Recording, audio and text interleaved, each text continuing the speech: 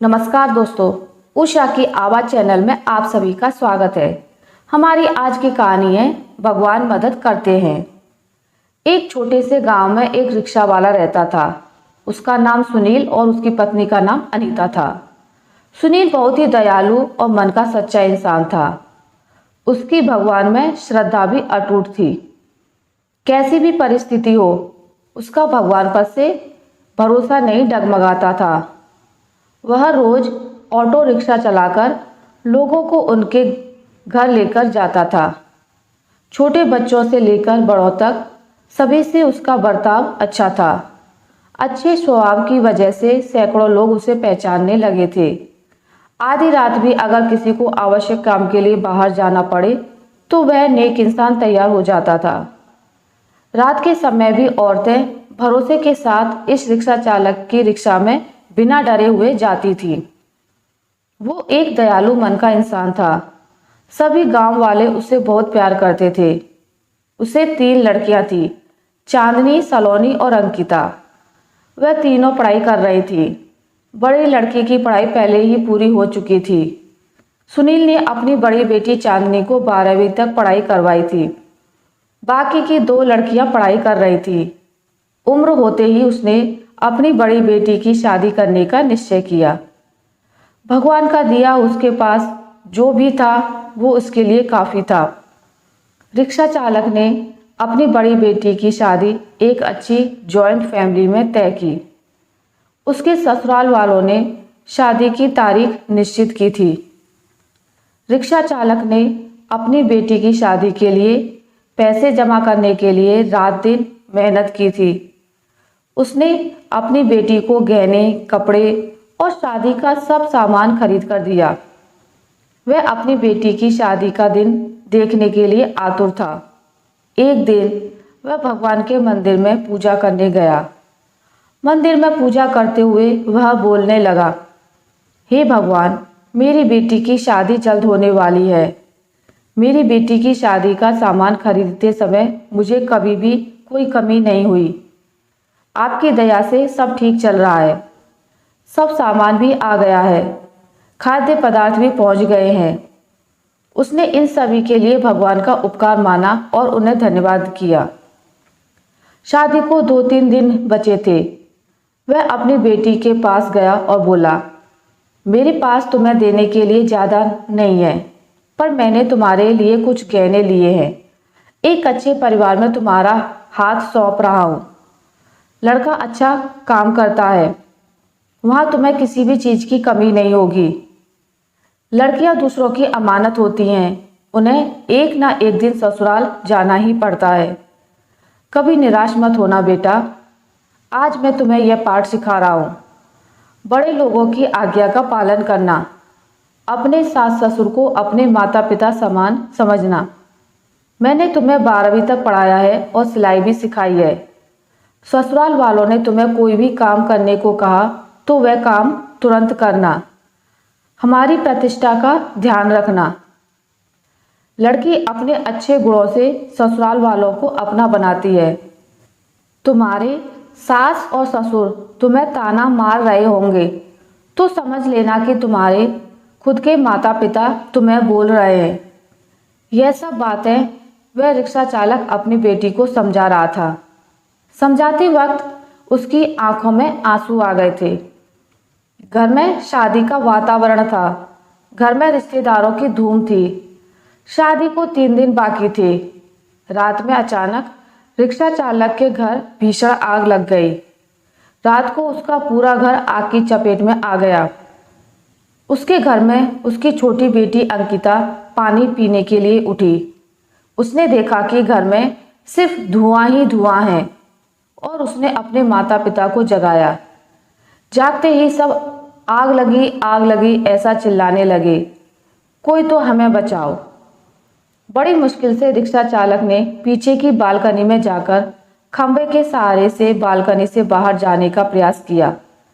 घर के सभी सदस्य को जैसे तैसे उसने बचा लिया, लेकिन आग में घर का सब सामान जलकर खाक हो गया। आग में शादी का सब सामान जलकर राख हो गया था। जहाँ थोड़ी देर पहले खुशियाँ थी वहाँ का दृश्य अब देखा नहीं जा रहा था। जिसने देखा उसकी आंखों से आंसू आने लगे। सब सोचने लगे बेचारा अब क्या करेगा। चांदनी अपने पिता की तरफ दौड़ते हुए गई और बोली, पापा निराश मत हो, पापा थोड़ी भी चिंता मत करो, यह सब मेरे नसीब में लिखा था। बुरे वक्त में हम हार नहीं मानेंगे। मैं आपका लड़का नहीं हूँ तो क्या हुआ, आपने हमें लड़कों के जैसे पालन पोषण करने में कोई कसर नहीं छोड़ी। सलोनी और अंकिता ये दोनों भी उठ गई थी। वह दोनों भी अपने पिता के पास जाकर खड़ी हो गई। पापा, हम सब आपकी शक्ति हैं। हम तीनों ही आपकी बेटियां नहीं बेटे हैं। आज से हम भी आपके साथ काम करेंगे।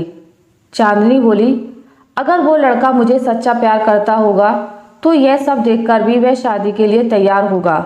जो भी होगा वह मैं आनंद से स्वीकार कर लूँगी, चिंता मत कीजिए।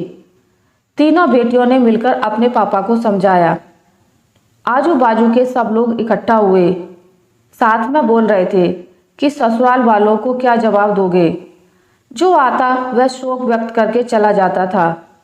सुनील के घर के पास लोगों की भीड़ जमा हो गई थी। सभी बोलने लगे कि आपने अच्छे काम करके पैसे कमाए थे। सुनील बोला, शायद भगवान की यही इच्छा होगी।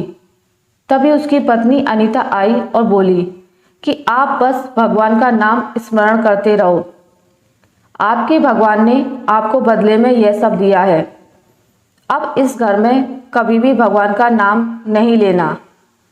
तभी सुनील उससे बोला, तुम नसीब वाली हो जो इतनी बड़ी आग में से तुम जिंदा वापस बाहर आई।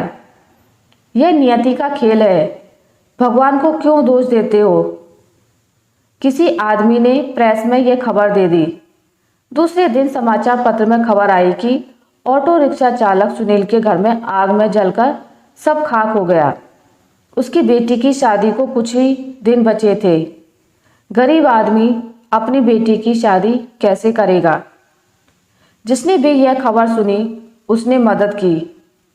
उस भले रिक्शा चालक को पहचानने वाले सब आए और पता नहीं अपने साथ क्या लाए। उसका घर तोहफों से भर गया था। किसी ने गहने, किसी ने कपड़े, किसी ने राशन तो किसी ने पैसे दिए। सब सुनने के बाद सभी रिश्तेदारों ने मदद की। शाम तक उसके घर में कितने रुपए जमा हुए थे पता नहीं। तीनों लड़कियों ने सब पैसे पापा को दे दिए। तब सभी का अपनी आंखों पर विश्वास नहीं हो रहा था कि जहाँ सब ध्वस्त हो गया था वहाँ उसने तीनों लड़कियों के साथ बैठे बैठे इतने पैसे जमा कर लिए कि आसानी से शादी हो सकती थी। भगवान देता है तो छप्पड़ फाड़ कर देता है। उसने अपनी बेटी की शादी मंदिर में बड़े धूम धड़ाके के साथ की। लोग आपस में बोल रहे थे कि सच्चे मन के इंसान की भगवान मदद अवश्य करता है। आज भगवान के इस चमत्कार पर सभी की श्रद्धा थी। भगवान जो भी करते हैं वह अच्छा ही करते हैं। रिक्शा चालक की पत्नी बोली, मुझे माफ कर दो, गुस्से से भगवान को क्या कुछ नहीं बोल दिया। तीनों लड़कियां हंसते हंसते माँ की तरफ देख रही थी। कुछ देर पहले जहाँ सब रो रहे थे वहाँ सबके चेहरे पर खुशी दिखी। भगवान सच्चे मनुष्य की सबसे कठिन परीक्षा लेने में कोई भी कसर नहीं छोड़ते हैं। सुनील और उसकी बेटियों ने संकट के समय एक दूसरे का साथ दिया, अपना विश्वास डगमगाने नहीं दिया। सच्चाई और भगवान में विश्वास के साथ अपना कर्म करते रहिए। फल की इच्छा करो या ना करो, सही समय पर सही फल जरूर मिलता है। और जब भगवान हमारी मदद करना चाहते हैं तो ऐसे करते हैं जहाँ तक हमारी बुद्धि सोच भी नहीं सकती। आशा करती हूँ आपको मेरी आज की कहानी अच्छी लगी होगी। अगर आपको मेरी ये कहानी अच्छी लगी है तो इसे लाइक करें, ज़्यादा से ज़्यादा शेयर करें। और अगर आप मेरे चैनल पर नए हैं तो इसे सब्सक्राइब करना ना भूलें। मिलते हैं एक नई कहानी के साथ, तब तक के लिए नमस्कार।